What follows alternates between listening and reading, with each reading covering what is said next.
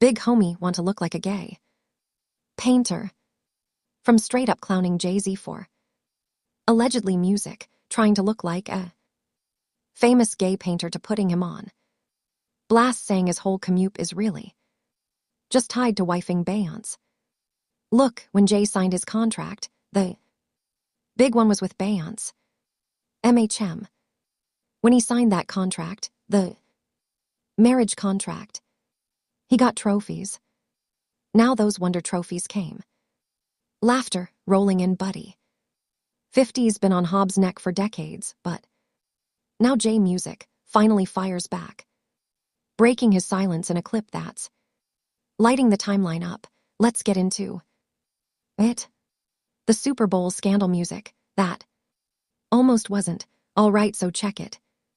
There's been something low-key brewing in the hip-hop streets music for a minute now, something that most folks sleeping on and don't really get, and it involves two of the most powerful cats in the whole music game, going bar for bar, in a battle that goes way deeper than music, just the studio, way deeper than who's charting where, and straight into the corporate boardrooms and power moves that decide who eats, who gets put on, and who gets left outside the club, looking through the window. And what makes this whole situation extra spicy, like really got the cookout talking, is that we ain't just chopping it up about some dusty beef from the late 90s that should have been dead and buried with them boo-boo jerseys and rock our fits.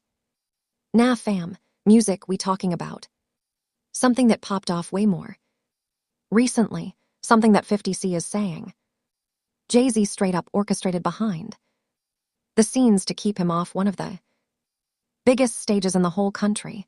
We talking about the Super Bowl gang. Y'all might remember February 13th, 2022. Super Bowl 56 halftime show out at Sophie Stadium in Inglewood, Collie.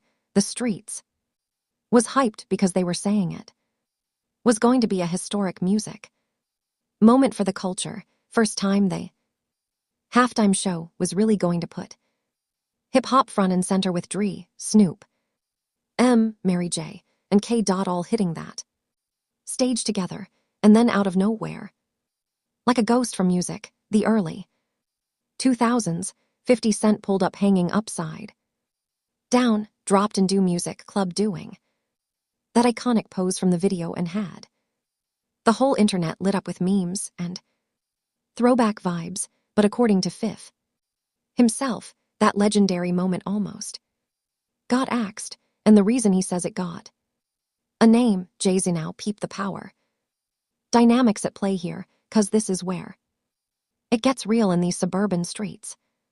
Since 2019, Jay-Z's company Rock Nation been locked in with the NFL Music to run the whole Super Bowl halftime show operation, which means have basically got major pullover, who gets picked, music, how it's produced, and the whole creative vision.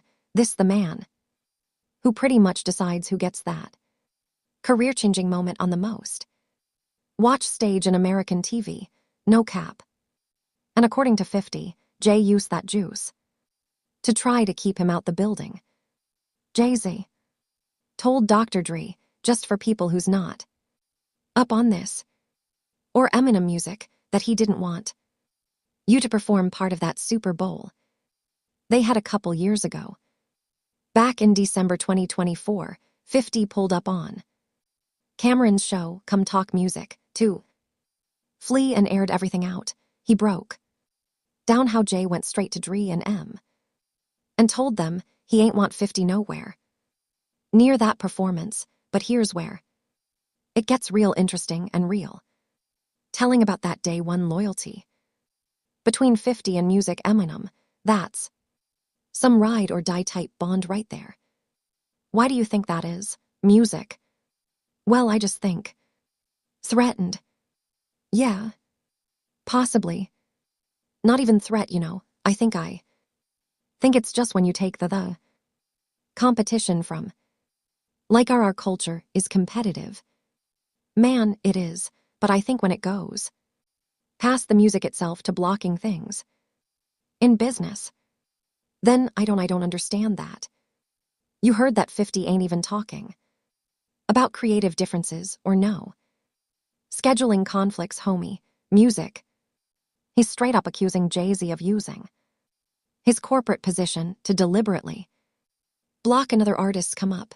And when you really sit with that, when you really let that marinate, you start to see this ain't just about two rappers who ain't rocking with each other like that. This about power moves, control, and what goes down when old beefs from the hood get weaponized in them corner offices.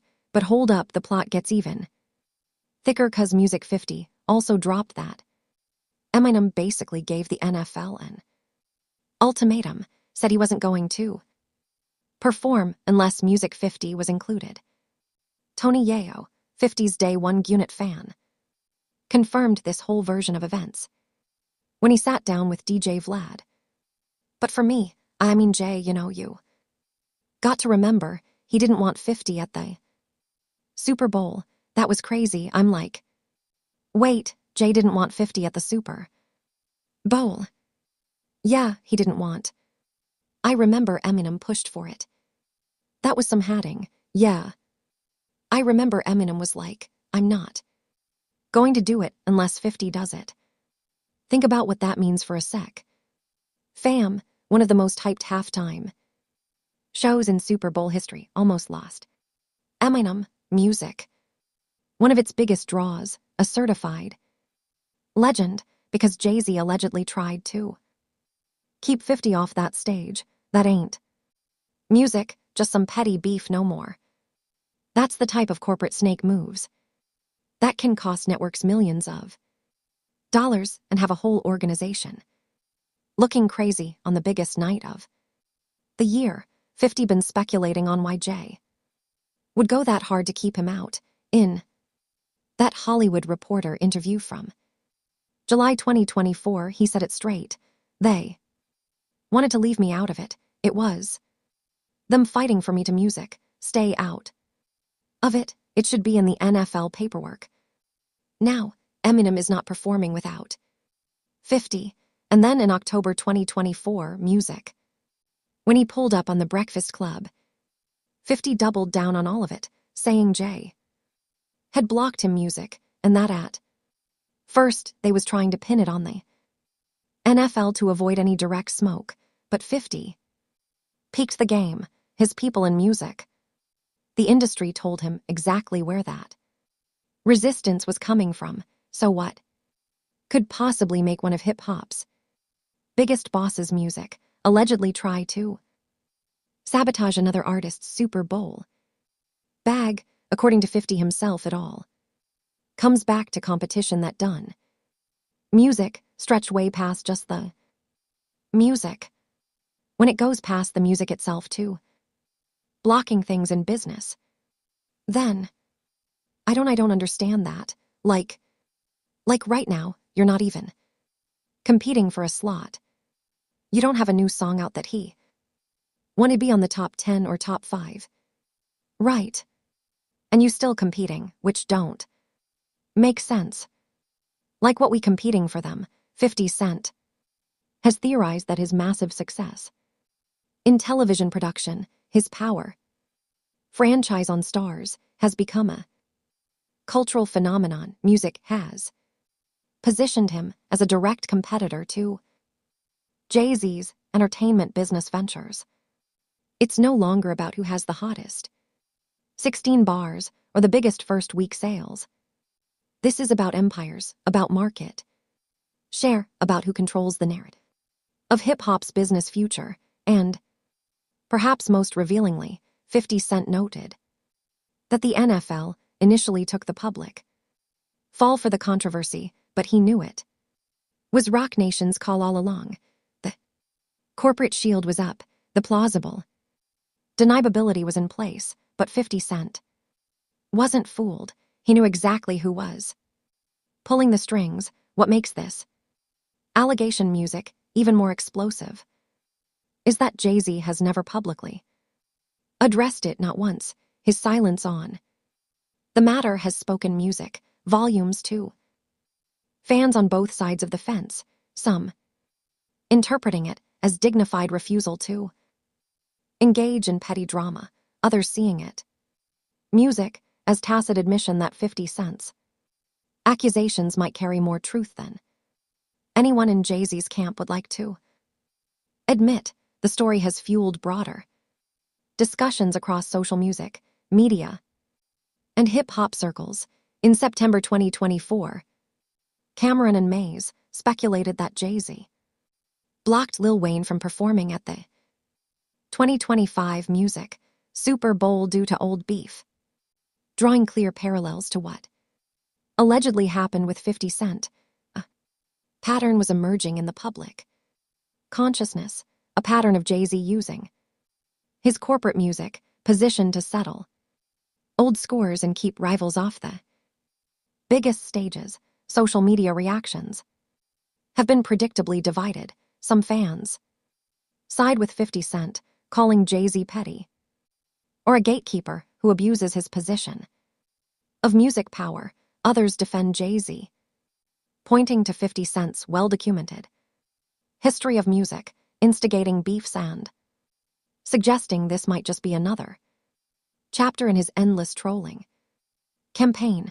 The truth, as always, likely lies somewhere in the complicated middle ground between music. These perspectives, what remains indisputable is that no official statements from the NFL, Roc Nation, or Jay-Z have ever confirmed or denied 50 Cent's allegations, leaving his narrative to dominate music, the discourse, and that silence speaks volumes to those who are paying attention. But to truly understand why this conflict runs music so deep, why Jay-Z would allegedly go to such extreme lengths to keep 50 Cent off the Super Bowl stage music, we need to go back to the very beginning, the origins of an eternal war. Every great hip-hop rivalry has its origin story, and the tension between Jay-Z and 50 Cent traces back to a time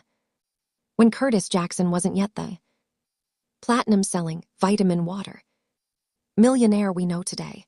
Back in 1999, he was just a hungry rapper from Queens with a record deal that wasn't going anywhere and about 40 songs recorded that nobody seemed to care about. So 50 Cent did something audacious, something that would set the tone for his entire career. He decided to rob everyone, not literally, of course, but metaphorically, drawing inspiration from the notorious Music B.I.'s 1993 track Just Playing Dreams, where Biggie fantasized about sleeping with female R&B stars. 50 Cent flipped the concept into a robbery theme. The result was Music How to Rob a track where he fantasized about robbing virtually every famous rapper and singer music in the industry, and he didn't leave Jay-Z out. The bar went like this: what a circumflex just sold like 4 mil.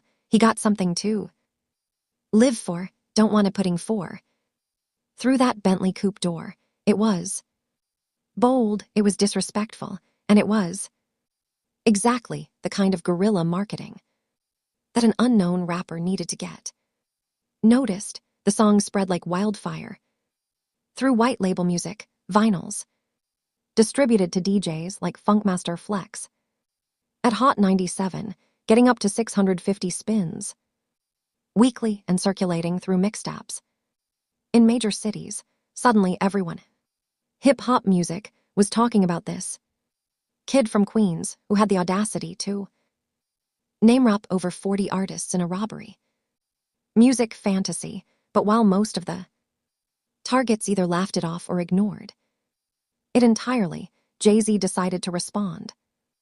And his response would establish the dynamic between them for the next 25 years. At Music Hot 97's Summer Jam in 1999, Jay-Z delivered a now legendary freestyle that included the line, "I'm About $1, what the is 50 cent, it. Music was dismissive, clever, and perfectly encapsulated Jay-Z's approach, positioning himself as the established music currency while reducing 50 cent to literal change. The line would later appear on It's Hot, Some Like It Hot, from Volume 3, Life and Times of S. Carter, Music, released December 1999.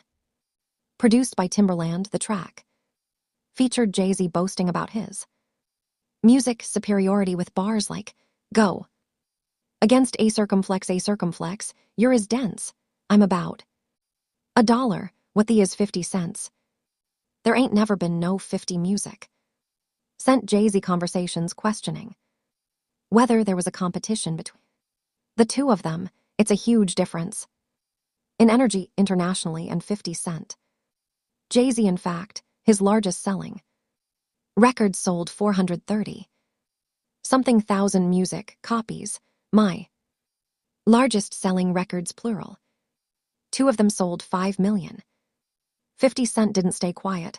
In 2000, he released B Music, a gentleman, a direct response where he questioned Jay-Z's street credibility. Jay-Z, please, you music a sham, a con, a fake 41-year-old talking he run new York, give me a break. He mocked Jay's age, his image, music, and his claims of authenticity, suggesting that commercial success didn't equate to real street respect. The back and forth might have escalated further, but fate intervened in the most brutal way possible. On May 24, 2000, 50 Cent was shot 9 times outside his grandmother's house in Queens, an attack he miraculously survived, but which led Columbia Records to drop him and shove his debut album, Power of the Dollar. The shooting effectively pressed pause on the rivalry. 50 Cent spent the next 2 years recovering, rebuilding, and grinding on mixtapes, while Jay-Z continued his dominance with albums like The Blueprint Music. In 2001, the beef simmered in the background as both men focused on their respective paths, but when 50 Cent emerged again in 2002, signed by Eminem and Dr. Dre to Shady-ish Aftermath, everything changed. His debut album, Get Rich or Die Trying, dropped in February 2003, Music, and sold 872,000 copies in its first week, eventually going diamond. Tracks like Indie Club and 21 Questions dominated every radio station in America. Suddenly, the question wasn't whether 50 Cent was legitimate, it was whether anyone could stop him, and Jay-Z knew it. In a 2013 Breakfast Club interview, Jay-Z admitted that he had warned his Rockefeller artists about 50's impending dominance. "I'm telling you, man, y'all got a chance. Right now, just flood it, put out a lot of music because 50 Cent is coming." What followed was a period of uneasy coexistence. In 2003, the two appeared on the same Reebok commercial and co-headlined the Rock the Mic tour. They even collaborated occasionally with Jay, rapping over 50's beats and 50's unit shoes, outselling Jay's S. Carter line 6-1, according to 50's music boasts. But beneath the surface, the tension never fully dissipated. 50 Cent consistently positioned himself as more commercially successful internationally, pointing to numbers that painted a stark picture. There's a huge difference in who we are with each other internationally. Let them be fooled in America and think there's a competition there, 'cause America could be purchased. We can buy it with marketing dollars. You see what I'm saying? But the rest of the world, there's not enough marketing dollars to go around to change the way the rest of the world feels about you. 50 Cent has also been remarkably candid about what music he perceives as Jay-Z's core weakness. his tendency to avoid direct confrontation rather than handling conflicts. Music himself, 50, claims Jay-Z has always put other people in front of him. Say he's a piece of work, man. He always put somebody in front of him. When Jada came for him, he put Beanie in front of him. And Beanie went back and forth with Jadakiss. When Cam came for him, he put True Life in front of him, music. And they went back and forth. And he just didn't compete. This critique extends to Jay-Z's public persona as well. 50 Cent music famously called Jay-Z the coolest punk in hip-hop, a deliberate contradiction, suggesting that Jay's polished, business-like presentation makes him approachable in ways that actually undermine his respect in the streets. Jay's the coolest punk in music. Hip-hop, his presentation, makes people decide to say, oh man, you know, because he's big. And in his take on it is bigger than the actual art, music. He won't actually compete. The implications are clear. 50 Cent views Jay-Z as someone who plays the game differently, avoiding direct beat music, using corporate structures as shields and letting others fight his battles. Whether that's strategic brilliance or weakness depends entirely on who you ask. The business rivalry between them, music, extended far beyond music. In 2004, 50 Cent partnered with Glacio, makers of vitamin water, choosing an equity stake over a flat music endorsement fee when Coca-Cola acquired Glacio in 2007 for $4.1 billion.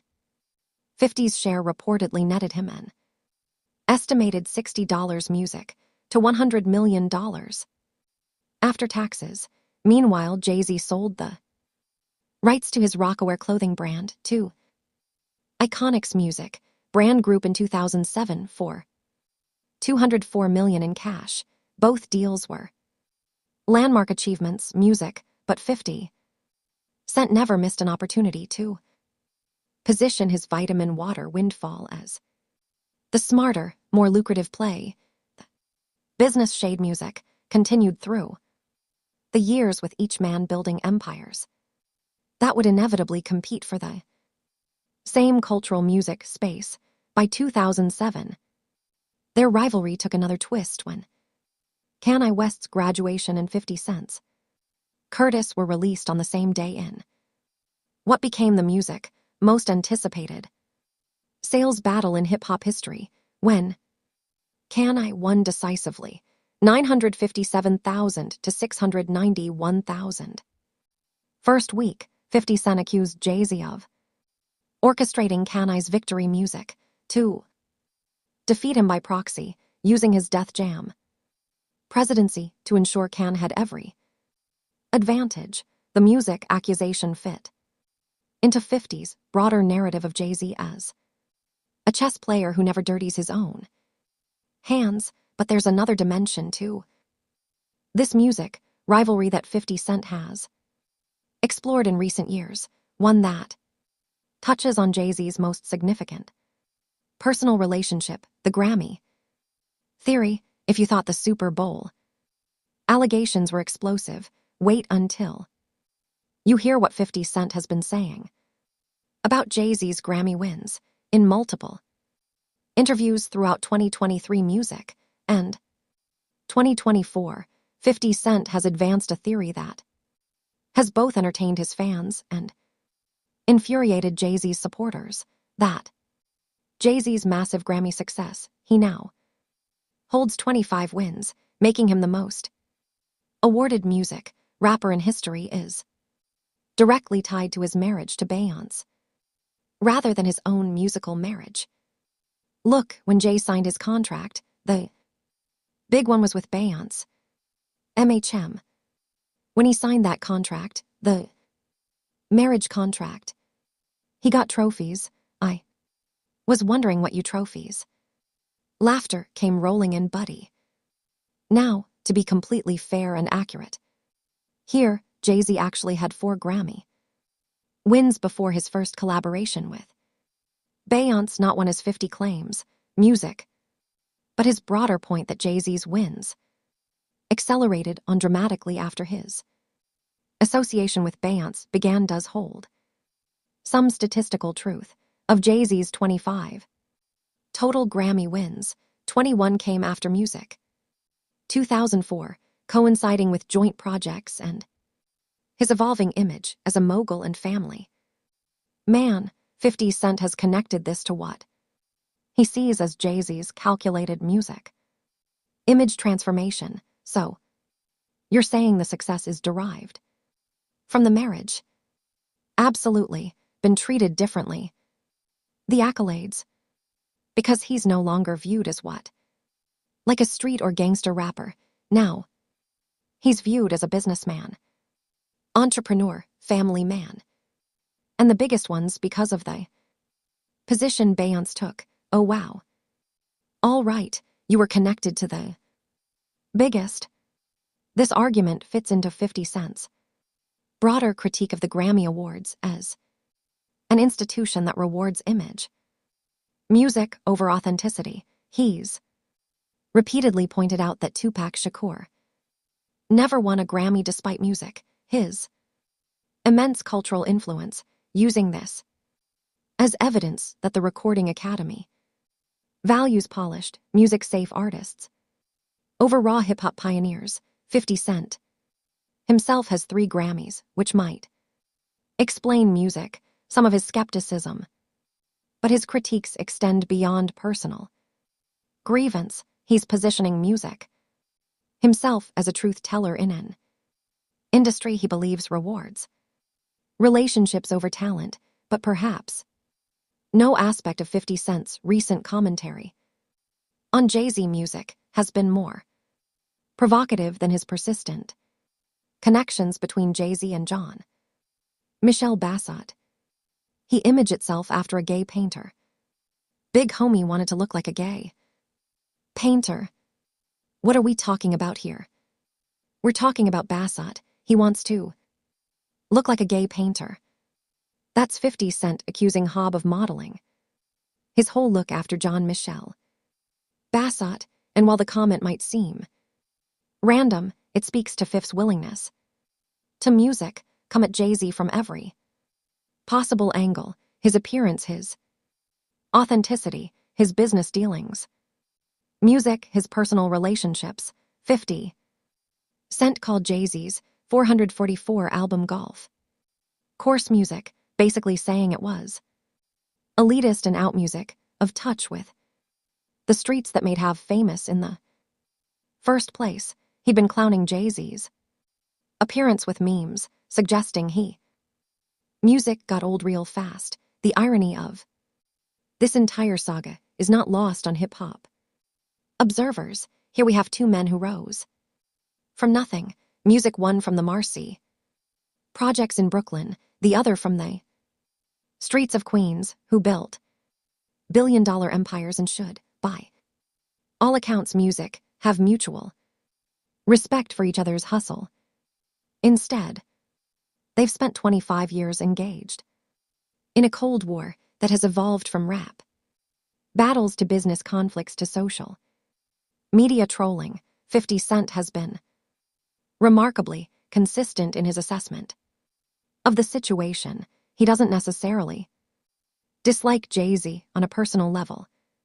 They're cordial when they encounter each other in person, but he fundamentally disagrees with what he perceives as Jay-Z's mode of operation, the use of corporate power to settle personal scores, the hiding behind business structures to avoid direct confrontation, the cultivation of a safe image that protects him from the consequences of his moves. That's 50 Cent in a nutshell. Music, he likes his stage uncomfortable. He likes knowing that anyone who steps to him will face immediate consequences. He's built his entire persona on being the opposite of what he perceives Jay-Z to be. Confrontational, where Jay is Calculating, public where J is. Private, aggressive where J is. Diplomatic, one thing is certain: this rivalry isn't going anywhere, as long. Music, as 50 Cent has an Instagram account and Jay-Z has a corporate empire, the shots will keep firing, some subtle, some explosive, but all of them keeping hip-hop's Longester running cold.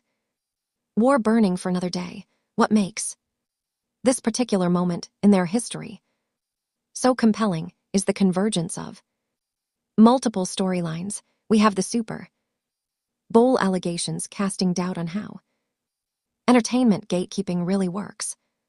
We have the Grammy theory challenging the legitimacy of music's highest honors. We have the allegations that Jig is trying to fashion himself like an undercover brother, and we have two men who built everything from nothing, now separated by philosophy. Music, more than anything else, 50 Cent moves through the world with his chest out, unafraid of consequences. Music, posting through controversies that would make most celebrities retreat to their publicists. Jay-Z operates in silence, letting lawyers and corporate structures do the heavy music lifting, rarely dignifying accusations with public responses. They represent two fundamentally different approaches to power: the gladiator and the emperor, the street corner and the boardroom, the comment section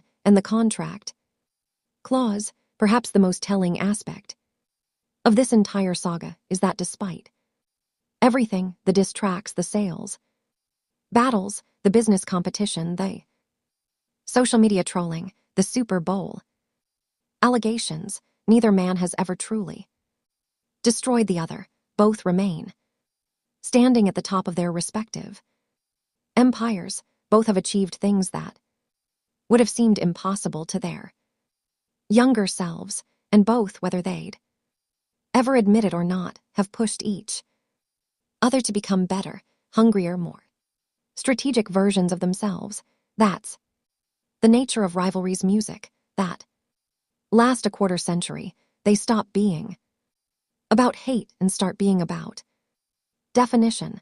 Each man exists partially music, in opposition to the other, their identities forever intertwined in the story of hip-hop's corporate era. So, the next time you music, see 50 Cent post another meme about Jay-Z or catch wind of another allegation about blocked opportunities and corporate sabotage, remember that you're watching something bigger than beef. You're watching two kings fight for the music, same throne, using weapons that didn't exist when either of them started rapping. And if history is any indication, we're nowhere near the final chapter. Music. If you enjoyed this video, click on the boxes playing on your screen to watch similar content.